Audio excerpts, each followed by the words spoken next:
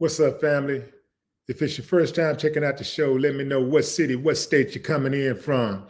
If you're outside of the U.S., let me know what country you're representing. Family, I need you to smash up the likes, smash up the likes, smash up the likes.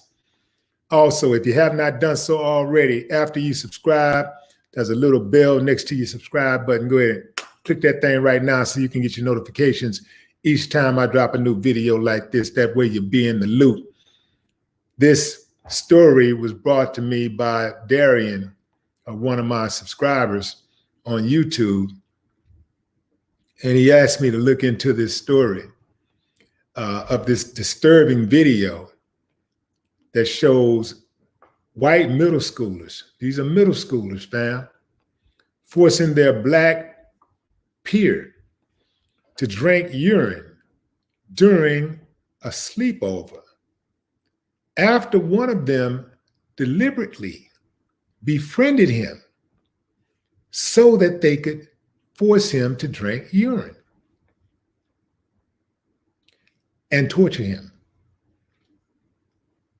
So supposedly this whole investigation was kicked off by a school resource officer at Haggard Middle School in Plano.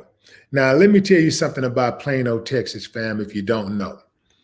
Plano has a sordid history of racism.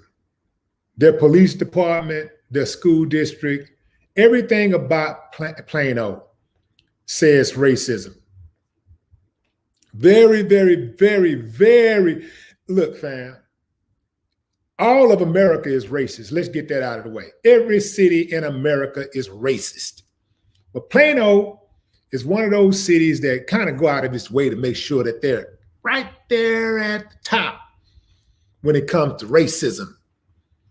And all that Fort Worth area, you know, basically any place where, almost any place, I'll put it like this, almost any place where you go in America, where there's a predominantly white people, where predominantly white people live, it's racist.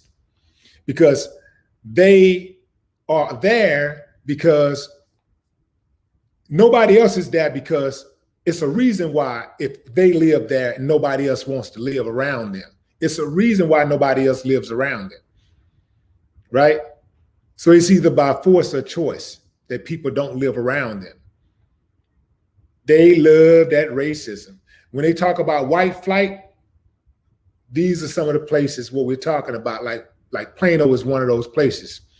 Early on, when it came to white flight, let's set it up shop. Let's put up the barriers. Let's keep them out. If they come through, we're going to harass them. We're going to deal with them. Now, there are black people that live in Plano, but, you know, they live there very carefully, if you understand what I mean. Now, all you people in Plano that might be listening to this video or watching this video, if you don't like what I'm saying, go do something about it. You know, I mean, go try to change the cause. Don't try to kill the messenger. Don't shoot the messenger. Go do something about it. You don't like people calling y'all racist. Stop being racist. You don't like what I'm saying? Go do something about it. Go help those people that's out there fighting right now for justice for this young man. Go out there and stand on the front lines if you care so much about your city, if you're so proud of your city. Go help the victim instead of trying to protect the assailants, the perpetrators, the criminals. How about that? But you ain't gonna do that because that's too much like right. If you got a problem with what I'm saying, you're not gonna do that because you're part of the problem. So the school officials say that they're working with local police to investigate what went down, what was going on, but they're saying that evidence shows that this issue that these white kids have been having with this boy been having problems with these kids at the school for a whole year. They've been bullying him, calling him names, even on social media. So they haven't even been hiding the fact that they call them names. They call them the N-word, even on social media. In fact, let me check to make sure that was social media, because I saw the actual message. Let's see.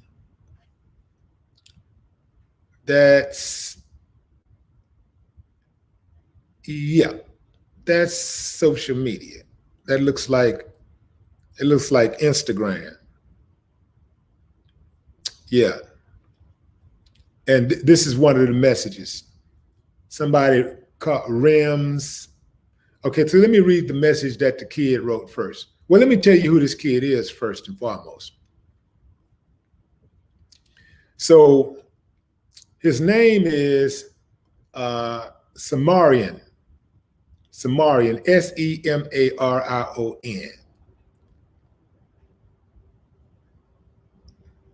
This sleepover happened from February 12th through February 14th. So on March 3rd,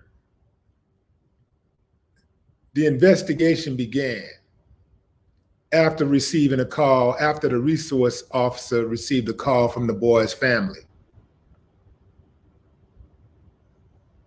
Actually, let me back up. I misspoke. The Plano Police Department in Texas shared in a Thursday press release that a school resource officer at Haggard Middle School began investigating the incident on March 3rd after receiving a call from the boy's family. So I got it right. Yeah, just reading it kind of backwards. The school resource officer was now working with a juvenile detective on the case. Together, they said that they're going to conduct a full and thorough investigation in an effort to identify any and criminal offenses that might have occurred during the Hey, listen, fam, don't be surprised if the school resource officer gets replaced, because it sounds like to me that he's the one kicked this thing off. He's the one that shined the light on this thing. And in America, oftentimes they punish the good guy, because evil runs America, right? So the good guy oftentimes gets punished because the bad guy, the evil, the demons are at the top. They're the ones who are in position of authority. The good people are often our subordinates.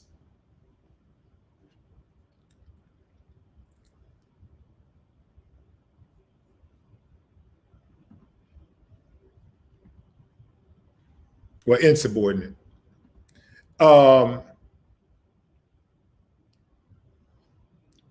So here's what Samarian wrote to his bullies in Plano.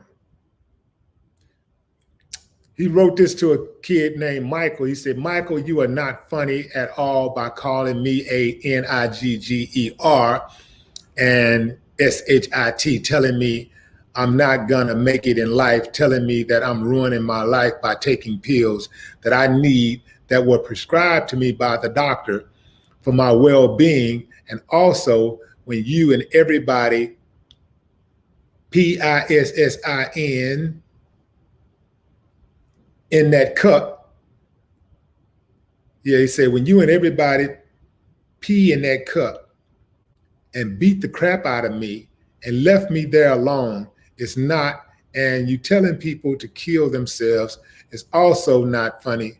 Saying that women should be raped and or objects is not funny. And I wouldn't be surprised if these kids are saying stuff like that, because they sound like some degenerates. I mean, who does this type of stuff anyway? Degenerates. This is what one kid responded, "Yo," and the other one, who goes under the high handle Parker Hoff 88, laughed. REMS Rams _ Dungeon said, "Don't say that, SHIT, you whitewash blackie." And then Parker Hoff, that's PARKER HOFF 88 said, damn right. So they don't have any type of discretion. They ain't got no fear, you know, because I can guarantee you that their parents are bullies and their parents know what kind of kids they have. They know. And the parents are probably in some type of positions of authority, or even if they're not, they got that complexion to go in there and get that protection. You dig? So it's going to be a cover up. They're going to try to cover it up, slap them on the wrist and act like it's no big deal. Because see, what happens a lot of times in America, when a white kid mess up, they say boys will be boys. You know, white boy do something mischievous, something even despicable, disgusting, even criminal, where boys will be boys. But if a black boy do it, it's lock that N word up, throw away the key, just like the rest of them.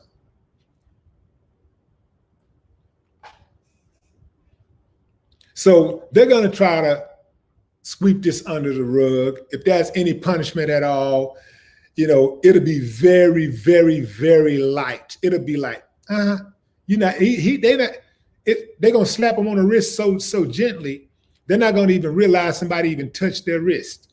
That's how gentle they're going to be. They're going to be like, it's going to be like a very, very like a brush. Like they're not going to even realize it.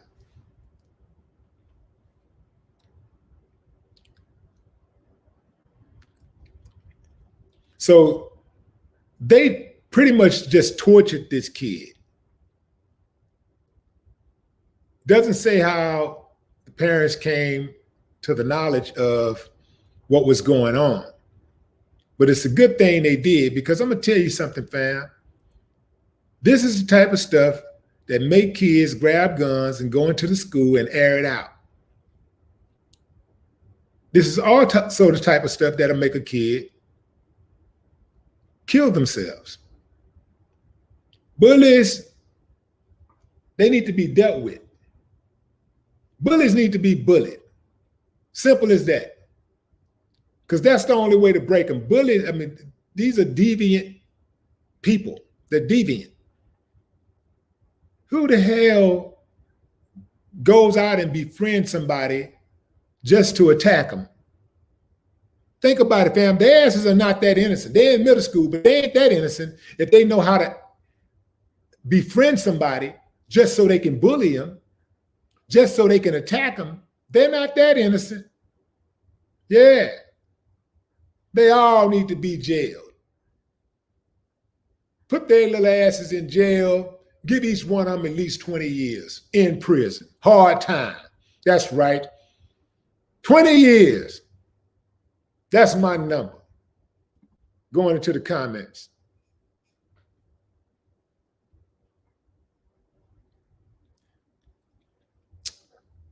Who is that?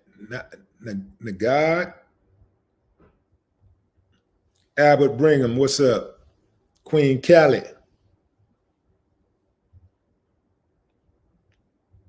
Lawrence Hatchell.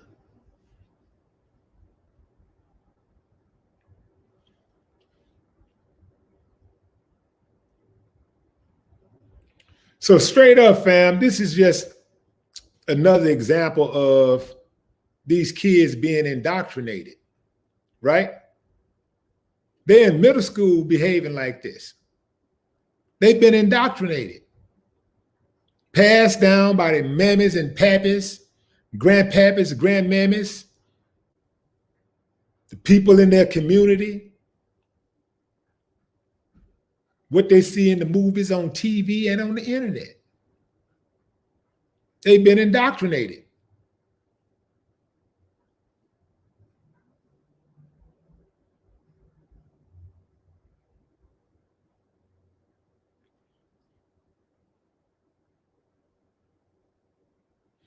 Antonio Marquez says, why is it always about race with this guy?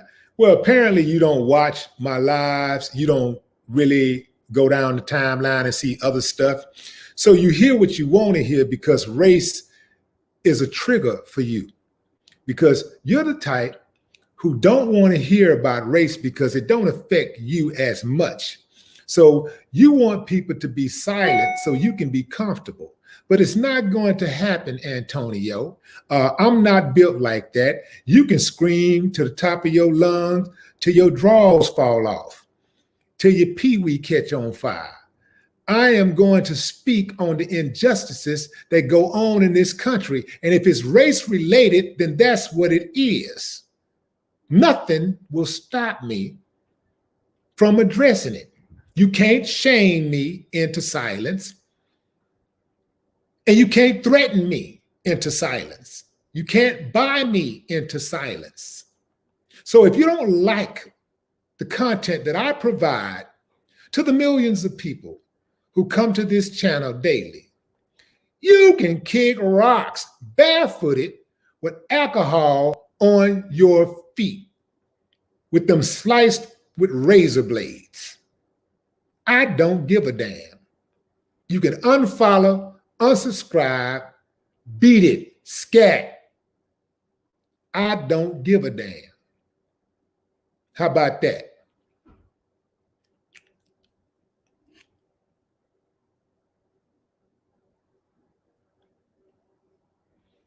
That's right. Dolphus Varner. That's right. They love to try to silence you, and they want you to be silent so they can be comfortable. You know, that's how people do. Like racism ain't a problem to people that it ain't a problem with. You see, some people, they ain't got no empathy, right? So if it don't affect them, then it's not a problem. What you tripping on? Why you tripping? Ain't no problem over here. I ain't got no problem with it. Why you got a problem with it?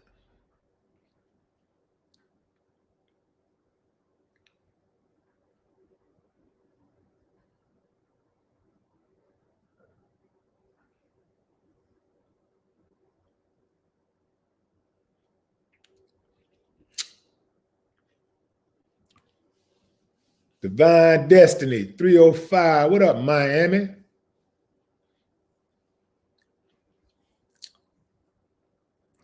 Big Lou. Baldino Salvador. What's up, homie?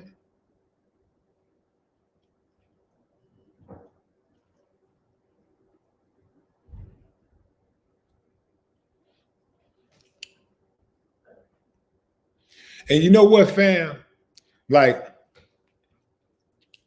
I think something that affects people every day is like, I think,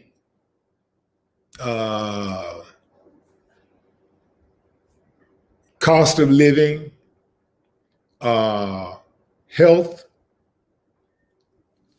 You know, you have the weather forecast. You have business, personal, romantic, intimate relationships. And if you Black, racism every single day. Now, it's cool to talk about all those other things, right? Because everybody talk about all those other things I just mentioned. Everybody go through that, right? Everybody. So people talk about those things daily. But when it comes to racism, they want to, shh, now you shut your mouth now. So that's how some of the coconuts talk. You shut your mouth now. You're going to make them people mad at us. Now you just shut up, Willie D. You just stop all that talking and giving out information and stuff. You know that ain't good for us. You're going to make them look at me hard. You're going to make them not like me more. You get on out of here with that up north talking. Let's call that up north. Get on out of here with that up north talking. Now you just get out of here. And make no mistake, fam. That's the talking that some cats do up on the East Coast, West Coast, up north, in the Midwest. Because you got them coconuts all over the country. I guarantee you, if they had a coconut map, you have a high concentration all over the country, not just in the South. They're everywhere. Because if they wasn't, I think we could have this thing figured out by now. It'll be solved by now. But it's coconuts everywhere. They're everywhere. They're all over the place. Oh, in every country. I mean, every city, every state. They're everywhere. So sometimes I hear them and I read where they make comments and they like, man, you know, down south, like down south ain't in the United States. Well, you know, down south. You may, you know, yeah, they racist down there, man. They racist. So all these shootings and stuff that go on in California, all this killing the police be doing, and even the killing that blacks do, that blacks commit against each other, that ain't happening. That ain't in the United States.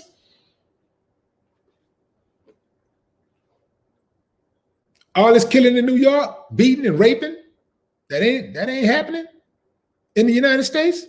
Did New York succeed? Come on, fam.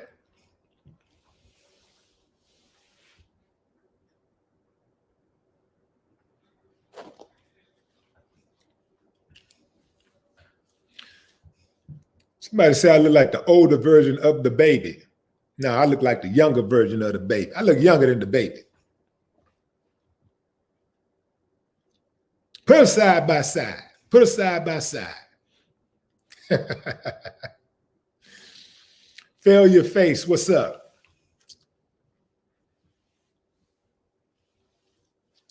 Sister Christian, I see you.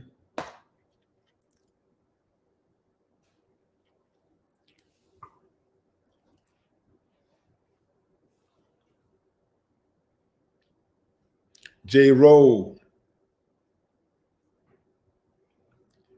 Miss Meechy in the building. Show Miss Meechy some love, fam.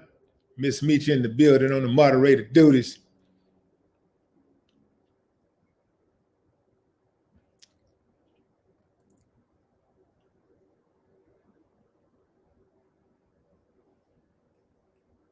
Finish the race, VL.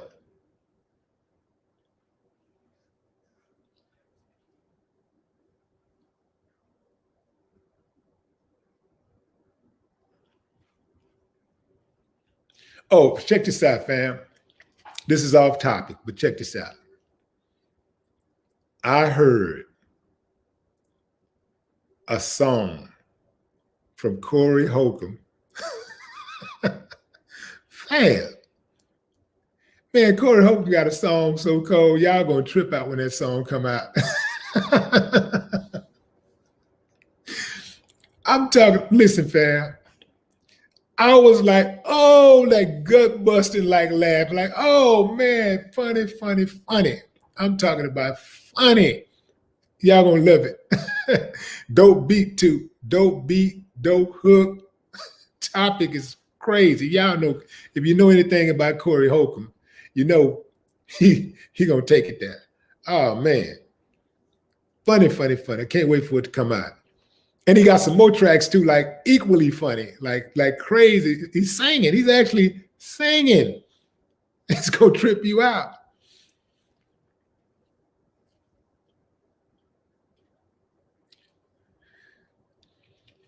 Chuck Diesel.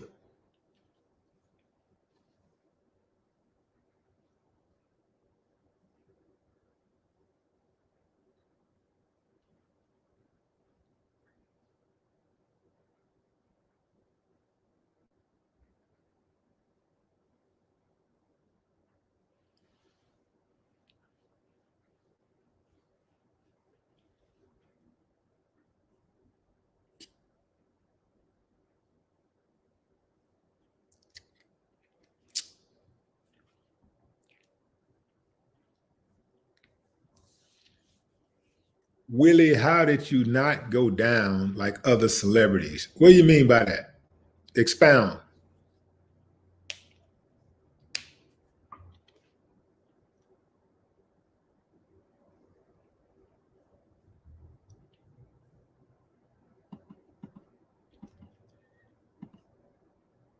If you want to watch the video, fam, I just put it in the chat. And it's also underneath this video, the video of the white students trying to force the black kid, well, not trying, but forcing the black kid to drink urine. Like, you know how demented you have to be to do something like that? I've never in my whole life thought about forcing anybody to drink urine, ever. And I've done some really gangster shit in my life. It ain't been, you know, that's sick. That's sickening. That's sick stuff. That's type of stuff deviant people do. Sociopaths.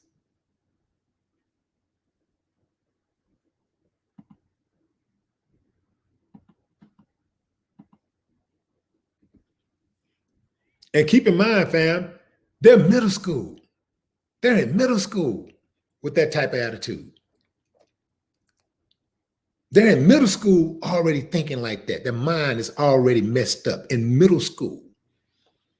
If they're acting this way now, imagine what they're going to be like in 10 years.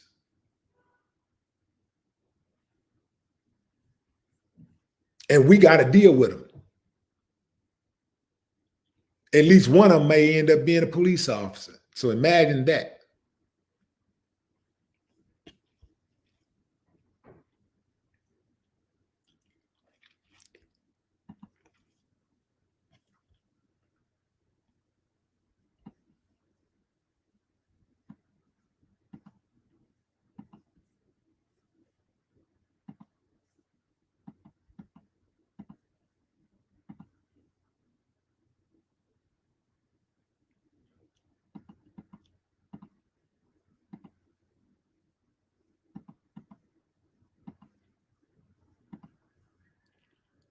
Who was that? All in. All in.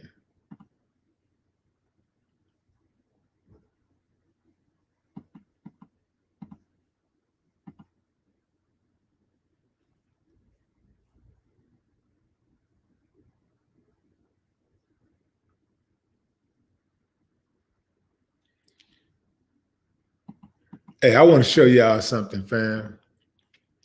In fact, let me check right quick. I want to show y'all something.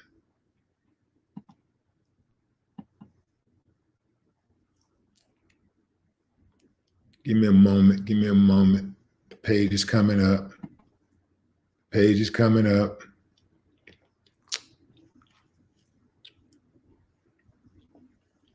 Okay. Let's see. Where's that picture? Okay.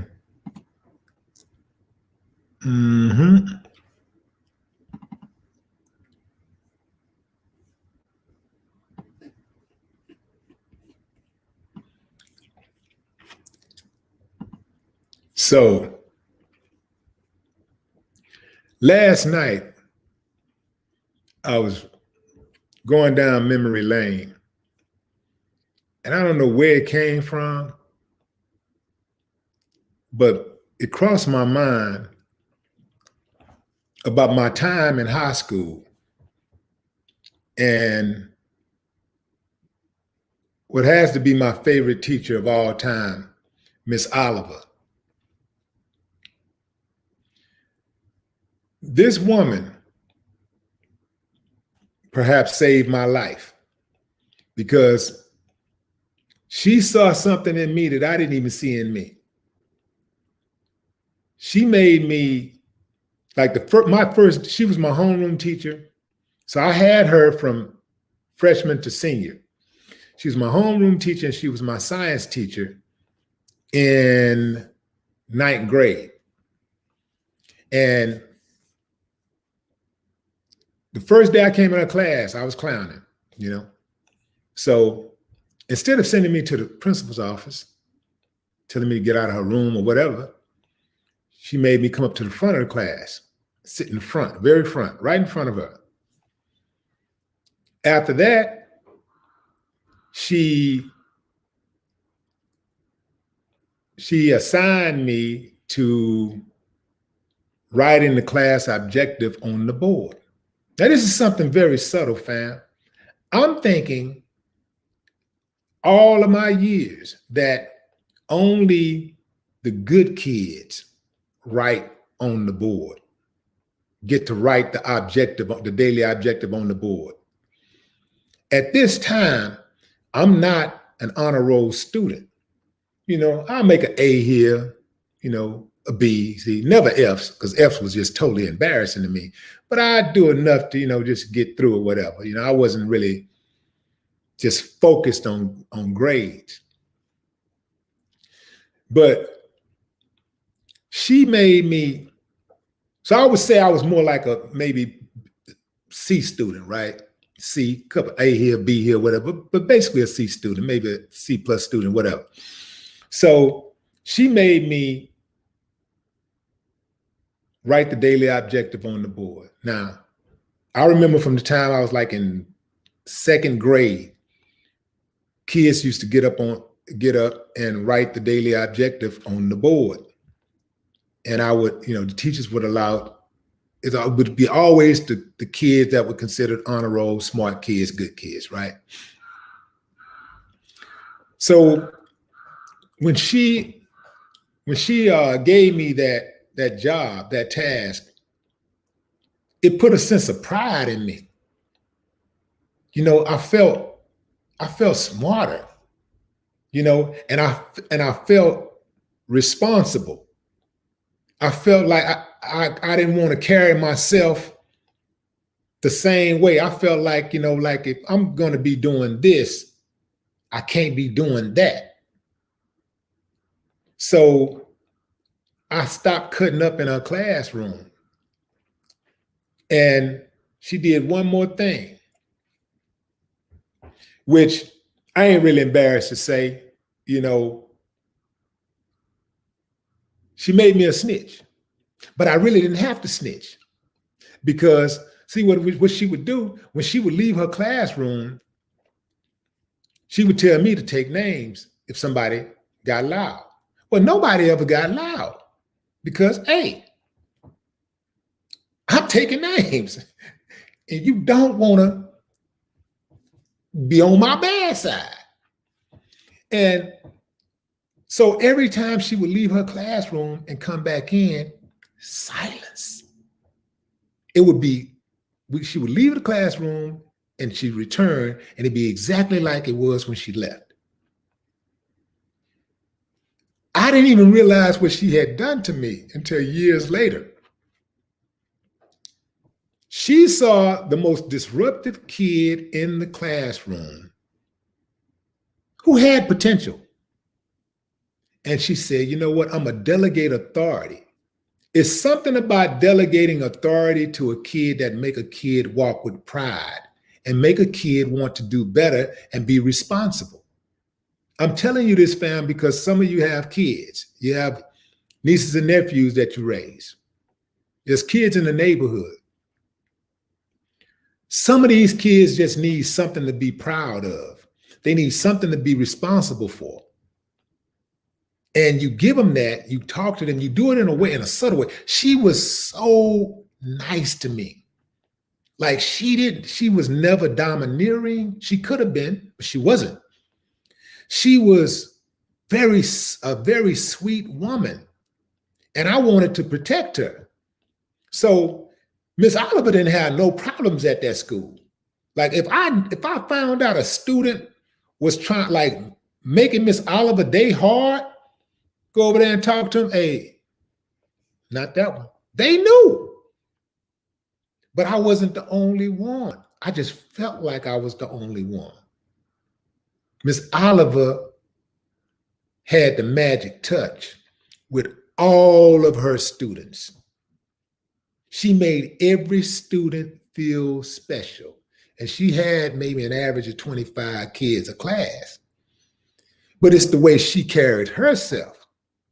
Very dignified woman, very smart woman, very caring woman, very loving woman, something that we rarely see these days in schools. Yeah, we had the kind back in the day that just was there for the check. Y'all know who those were. But Miss Oliver stood out. And when I got older, I remember having a party at my house, and I tracked her down and I invited her to the house. And one of the greatest feelings ever, right? And we lost contact. And so last night I was thinking about her, and I was like, let me try to find her. So I found her on Facebook, and I want to share the picture of her with y'all. Show y'all my favorite teacher. This is one of the reasons why I'm here today having a conversation with you guys.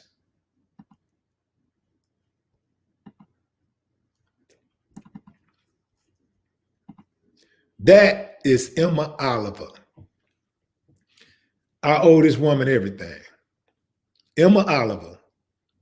Man, y'all don't understand, fam. Y'all do not understand the role this woman played in my life. You know, how instrumental she was to me, like tapping into my intelligence. Because up until that time, the time that I met her, I really didn't put forth an effort to really shine academically. So what happened is I aced her class, science. I aced science. And you know, when it comes to science, biology, and stuff like that, you think, we're made to think that those are tough subjects. But they're really not. If you apply yourself and you got the right teaching, we can do this shit. It's nothing. So I aced science. And once I aced science, I already had another A in another class or something. And I was like, you know what? I think I can make the honor roll. So I started applying myself, and I aced science. Then I aced math. And I always liked math anyway, but I just didn't, really apply myself. But I was always a B student in math. I turned into an A student in math. And then I got an A in sociology. Then I got an A in English. And, physical education are freebies, right? So I aced that thing. And they used to do roll call for honor roll students. And the first time my name was said over the loudspeaker, they would do it over the loudspeaker. And the first time my name was called, the people in the classroom, in my classroom, were looking around like, what? Like, they were looking like, the hell? Man, what you do? Threaten the teacher, man. What you did, man. What you did. And even when I walked out into the classroom, like after the bell rang, because they would say the honor roll, like, right before the bell or whatever. And then the bell rang, and we go out into the hallway, and everybody looked like, man, WillieDLive, what you did, man. Man, you threatened the teacher, man. You threatened the teacher. And I'm like, nah, I studied.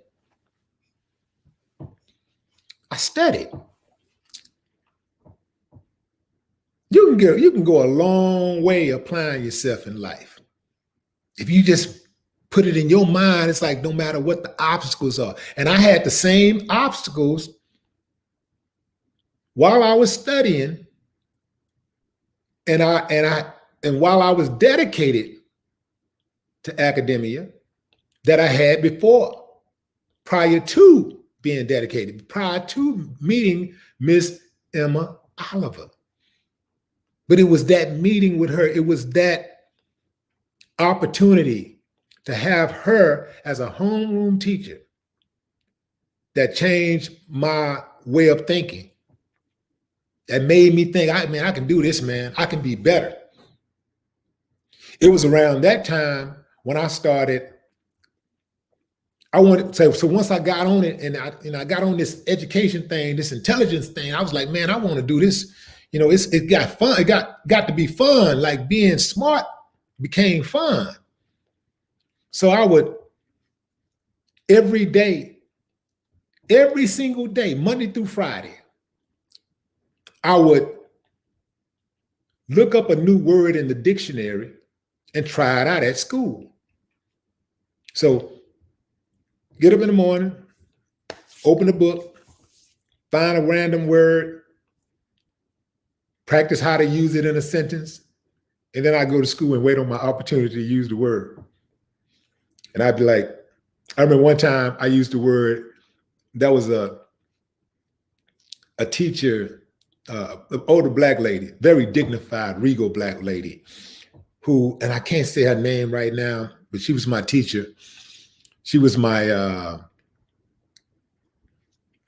history teacher. And I was using, what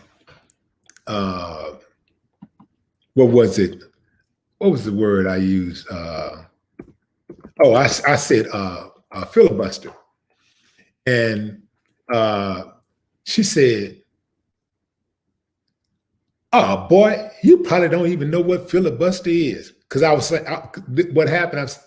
We was talking about politics or whatever, and then she said, and I said something along the lines of, "Yeah, well, they're probably going to be filibustering all day long, so we're not going to get anything. They're not going to get anything done." And everybody's like looking around like, filibuster, like, what the hell you mean filibuster? So she was like, "Oh boy, you probably don't even know what filibustering is."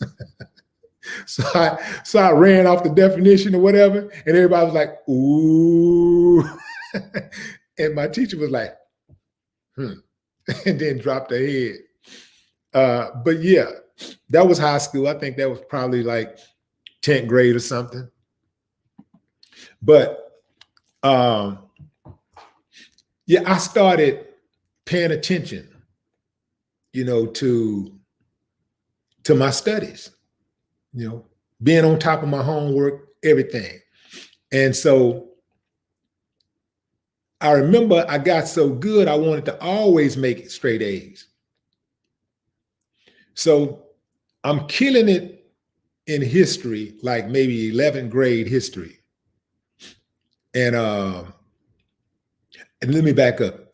The other teacher was my 9th grade history teacher. So going forward, 10th grade history. I'm in this coach class. He teaches history. He really ain't no dude that really know. I think that I always thought the students knew more than what he knew. All he praised, yeah, he really, you ask him a question, he got to open the book up and go through this and this, and he didn't like really answering questions. I just think he was there for get a free check. But anyway, this dude gave me a C in his class, right? And I'm participating in the discussions and everything, and I know I'm the smartest dude in the classroom. This dude gave me a C. And it was this girl in my classroom who cheated off my papers. You understand what I'm saying? Cheated off my homework over and over and over and over again. He gave her a B+. That's where that politics and stuff come in, fam. The double standards, the favoritism, the bias, all that stuff go on every single day with people who have authority, who are in positions of authority. This goes on all the time. This dude gave me a damn C. How I make a C? And she cheating off my paper and make a B. When I say this girl didn't do no homework, just set up and just didn't do nothing. So anyway, fam, but I wanted to show y'all that picture because that woman is a very important person in my life. And I want to reconnect with her. I reached out to her on Facebook. I'm not sure the last time I saw her activity on Facebook, it shows her activity was months ago. So I'm not sure how often she checks it, but if anybody knows who she is, man, please connect me to her because I definitely need to get back on track and inject her in my life. What a wonderful person. This is the type of effect that, just having having having some compassion for a child who might be on the wrong track, you know, or who may be withdrawn. You know, it may not necessarily be a wild child like I was. I was a wild child, but it may not be a wild child. Maybe just be a kid that just is not motivated. Somebody come along, a mentor who can see that and elevate that kid. Oh man, no telling where that kid could go. But you know, a lot of times what we do, we see kids that might need a little help or whatever, and we feel like, oh, that ain't my problem. You know, I ain't got time. That type of stuff. Ms. Oliver found time.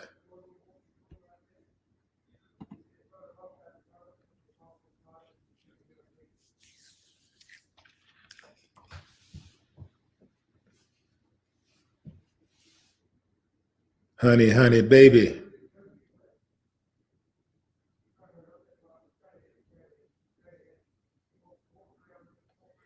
JJ Rome, what up?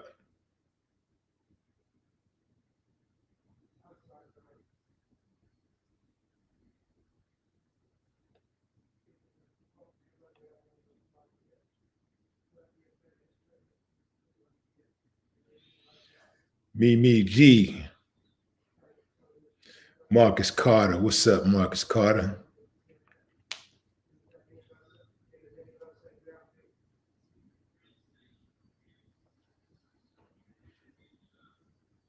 Yeah, Blaze in Phoenix. Yeah, he must have liked it. Exactly. Right. Because you know, there's a lot of them cats out there be like that, you know. You know, we was what, 10th grade. She was fine. 10th grade fine. You know what I mean? So yeah, and you know those teachers, man. Some of those teachers, they didn't have a limit.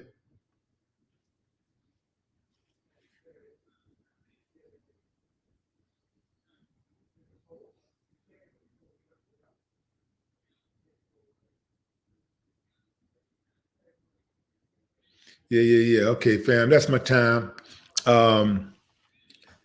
Until next time, fam. Miss Mecca, I see you. Would that be Mika? Miss Mika. Okay. Till next time. Make sure y'all smash those likes up on the way out. Smash the likes up on the way in and on the way out. You did. But until next time, fam, enjoy the rest of your evening or morning, wherever you are in the world. No more talk.